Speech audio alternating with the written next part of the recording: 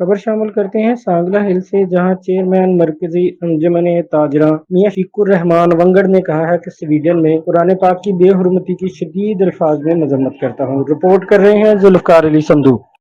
Chairman मरकजी अंजुमन ताजरा सांगला मियां Shafiqur Rahman winger ने कहा कि स्वीडन में कुरान पाक की बेहुरमती पर शदीद मजम्मत करता हूँ। उन्होंने स्वीडन में होने वाले वाकया की मजम्मत करते हुए कहा कि कुरान पाक की बेहुरमती करोड़ों मुसलमानों के जज्बात मजरू करने की साजिश के साथ जुनूनियत और बीमार जहन की अलामत है। इन ख्यालात का इजहार उन्होंने ब्रिज टीवी से गुफ्तगू करते हुए किया। उन्होंने कहा कि ऐसे दिलखराश वाकया को किसी सूरत बर्दाश्त नहीं किया जा सकता। इस पर हुकूमत पाकिस्तान सख्त रद्द अमल का इजहार करे और फौरी स्वीडन के सफीरों को तलब करके मुसलमानों के जज्बात की तर्जमानी करने समेत स्वीडन की मसनूआत का बाइकाट करने का ऐलान करे। मजीद उन्होंने कहा कि कुरान मजीद मुसलमानों की मुकद्दस किताब है। मुसलमानों के जज्बात को मजरूह करने वाले स्वीडन से हर तरह के सफारती और कारोबारी तलाकात को फौरी खत्म किया जाए। कैमरामैन मलक नईम के साथ जुल्फकार अली संधू, ब्रेड टीवी, सांगला हिल।